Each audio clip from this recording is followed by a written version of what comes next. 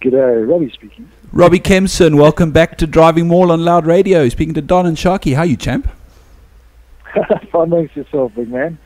Good, good. Okay, thanks so much for taking the call. What's happening? How's the captain's run? No, it was pretty decent for the young men. They're quite energetic at that age still, so no, it's not a problem at all. That's why you have the whistle in your mouth. Do you have a mirror in your studio? Do we have a mirror? Yeah. Not yet, why? I'll go on the roof for you. Because we all know that you've got a serious problem with your looks. That's all on the radio, bud. I face him away from the window, to be honest, Robbie. Robbie, we want to chat to you about the new scrum laws and stuff, but before that, I want to touch on EP Rugby and the Southern Kings and the season that you guys had, particularly around the talk about the increased Currie Cup for next year, and now the stuff that's coming out of the Sanzar meeting for an extended Super Rugby in 2016. Because I know you've been quite vociferous on this before. Yeah, what's happened. So I think everyone's now moving forward. And they're looking to recruit a decent enough side for next year for the Vodacom Cup and hopefully moving into the Currie Cup after that. I mean, there is talk of us being in the Premier Division of the Currie Cup, but we'll have to wait and see what SA Rugby makes decisions on that. But certainly exciting that we can build something now towards 2016 because, we didn't have a sustainable base at the start of this Super Rugby season we played, which is why we've lost so many players. But going forward, we can now have the opportunity to build that base. Absolutely, and it'll also, like you say, build the base in the sense that I'm trying to find the right words because there's been a mass exodus player retention. Player retention. That's what I'm after because there was quite a large exodus from you guys after losing that playoff against the Lions. So hopefully there's more to it than just all talk from the boys in the higher echelons of world rugby. Yeah, I think what's very positive is finally, we've got a CEO that's willing to take Sanzar on. All the talk about us playing up north, and I know there's probably propaganda most of it, but I think at some stage Greg Peters or Sanzar was a very worried man because we do have the potential to play with other competitions, and us playing perhaps in a Heineken Cup might even spice up that competition. So I think Sanzar finally, we're almost held to ransom by SA Rugby. And, you really led that charge, and I think, we've now guaranteed our 16 to whatever competition format they have. Cool. Robbie, let's get on to the new scrum engagement stuff. You played 37 tests for the Boks. How many scrum law changes did you go through in your career? Can you remember? Ballpark. Not too many. No, there wasn't. That was a good old days. They used to make a mark in the middle of nowhere, and your ball was your call, and the scrums just got together. So, yeah, fold and push. That kind of sort of happened towards the end of my career, going forward to where they've got to now. But I think that finally, and everyone had a bit of trepidation with regards to the new scrum laws, particularly with the pre-bind. But certainly I think it's been the best thing for rugby. Your props that are more technically astute will now come to the fore. The days of your average tight-head props getting away with murder with the big hit and a charge, that's come and gone. So, we're going to have more technically astute props throughout world rugby, I would think. And you'd see already Australia battling very much in the scrums because they don't have those technically astute props whatsoever. So, okay, you saying had this been in your day, we probably would have seen you trot on for 137 tests. Possibly, yes. No, the body gets old before the mind does, unfortunately. Don't we all know that? So crouch touch set is the new engagement. The one thing I wanted to ask you, because I noticed this, and I don't know if I was just imagining things, but I seem to notice a distinct difference in the intensity of the set in the All Blacks Wallabies games versus the Boks RG's games over the last 2 weeks, or the first two rounds of the Rugby Championship. It seemed to be far more intense in the Wallabies All Blacks games and seemed to be allowed by the ref versus the gentle coming together in the Pumas Bokke game. Yeah, I think, the unfortunate thing about all these laws, they have to be refereed by the man in the middle, and his interpretation sometimes is perplexing to all of us. I tend to think that, as long as it's ear to ear, which is what the law says, and there's a pre-bind, and on the set call, if you can generate whatever momentum you can, that's fine. But the most important thing about this law, which the refs thankfully have started doing, and Andre Watson has policed it, is that the scrum has to be steady before he allows the the scrum half to put the ball in. Yeah. Now, if they get that 100%, then there's no problem with how big balls or soft it is. Also, the RGs, and this even when we had the crouch touch set, they never went for a big hit whatsoever. They've always relied on the team units doing the scrum as opposed to relying on a big hit and chasing their feet up. So it could be because of the team that we were particularly playing at that stage, and also having that big massive win in the first test match, kind of takes the fizz out of the second one, so to speak. No, I'm sure. And then the other thing that I noticed, the All Blacks seem to have adapted the best in terms of what's very evident and effective, a second shove. They almost seem to pull back and go again after the ball has been fed in, and I haven't noticed it from any other sides across ITM Cup, Top 14, the Rugby Championship, Currie Cup, the works. Yes, I think the All Blacks have been doing very similar training to exactly what the scrum rules now entail, probably for the last 5 years. So for them, adapting to the new laws hasn't been difficult. The most important thing about this new law and then trying to coach it is that you have to have the unity of the pack as opposed to an individual relying on a big hit. So as soon as you have your proper timing, like those good old days when you used to get in a huddle and dance around, as a scrum, I know you backs won't know much about that, Sharky, but it will come back into the fray now. You've got to have the pack working as a collective whole, which is what the All Blacks do very well, in which Australia unfortunately are battling. But to have that sort of effect, you've got to have a decent front row. And you've got a guy like Tony Woodlock who's now played his 100th Test match. I mean, he's a phenomenal athlete that, to have a lucid like that in your pack, you're obviously going to be dominating. I just wanted to find out, obviously, there's more energy used at scrum time. Now, obviously, with the bind, and then when they're making contact, and once a scrum's setting, everyone's pushing and sort of trying to gain an advantage, and then only the ball is fed, and then the pushing starts. How do you think that's going to affect the look and feel of the forwards in the future? Yeah, everyone says you're going to need these much stronger front rows. I actually disagree entirely. I think you're going to need your technical props are going to come to the fore straight away, which they have already. You have to be a much more explosive athlete because you don't rely on the big hits and the weight and the momentum. And brute strength's not going to count for everything in this type of scenario. You've got to be able to manipulate which way you take in your angles once the shell starts coming through. So, I think you will tend to see more athletic props as opposed to your big old fatties that used to walk around the park. One other thing I wanted to chat about, Alex Corbicero is, I've been watching him quite a bit, and he's been technically probably one of the better scrummagers out for some time, and he proved it during the Lions tour.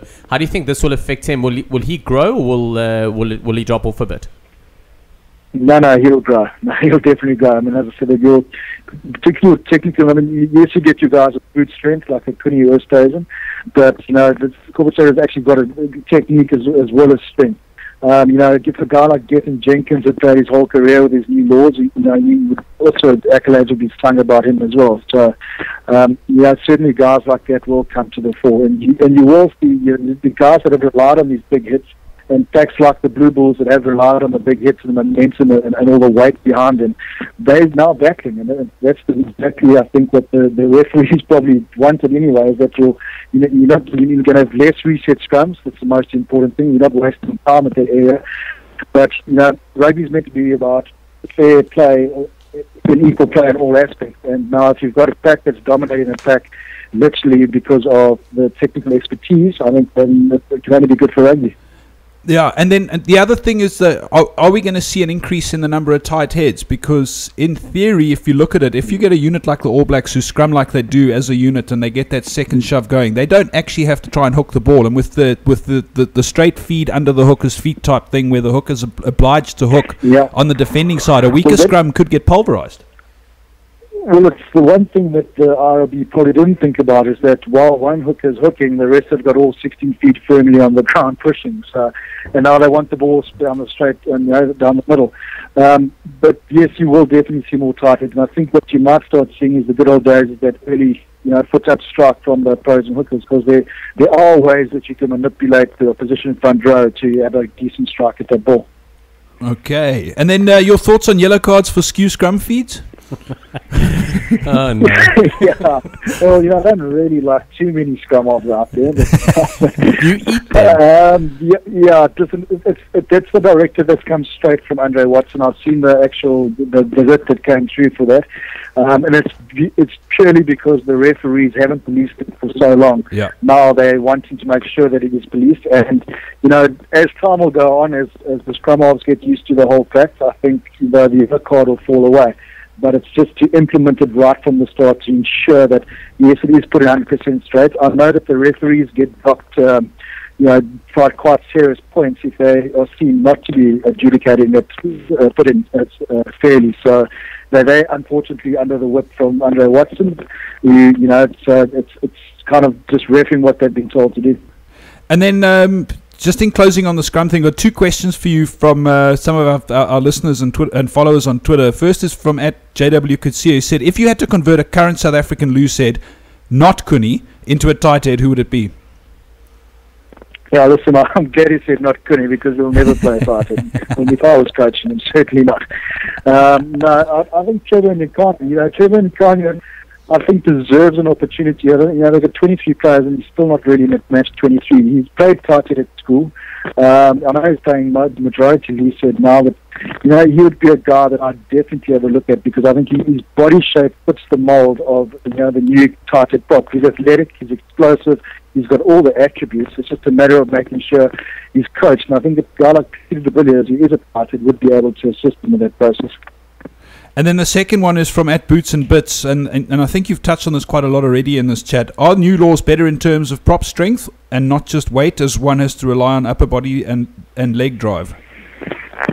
Yeah, I think, if you look at the type of prop that you're looking for now, a guy like Cooney actually has the perfect body build for the new laws. Unfortunately, he's always relied on brute strength his whole life, so he's never had to have technique, which is why he now battles in that position.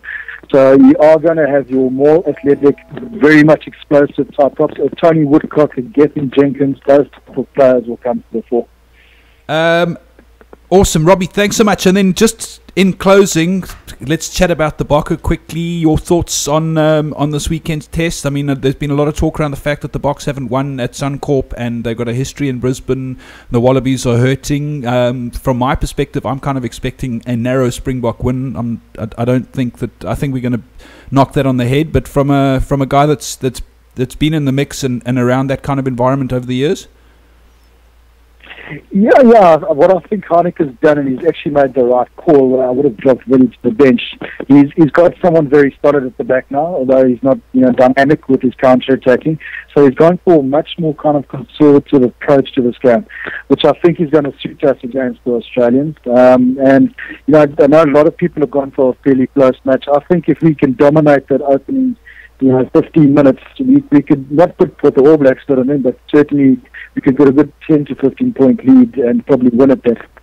I think it's very important that we actually absorb the Aussies and break them towards the end, because they're going to come out firing hard. Where do you think would be the best place to do that? Would it be up front, or do you think we're going to be fielding a lot of up and unders? No, I think they're going to test a few of our players, there's no doubt, but I think Horwell's out. So you've got to attack that back, and Horwell is massive for the Australian back, and the fact that he's now out of the mix, I would keep it very tight. We've got dynamic backs. We've got to get a bit of time and space. So let's rather keep it tight. Let's suck in those extra defenders, making sure we keep them honest at the breakdown area, which is an area where they tend to dominate us, really. So if we keep it nice and tight, I don't think we're going to be battling with them. Yeah, well, I mean, and Heineke's kind of showed his cards in that, in terms of the size of the pack that he's picked, because if Eben's fit with Flip van der Merwe and then Bismarck and that front row plus that back row that we've got, I mean, and that's always been his game plan over the years, is to keep it tight for 30, 40, 50 minutes, and then once you've sucked the life out of them, let the backs loose. Yeah, no, he's got a lot of grunt in that pack. There's no question about that.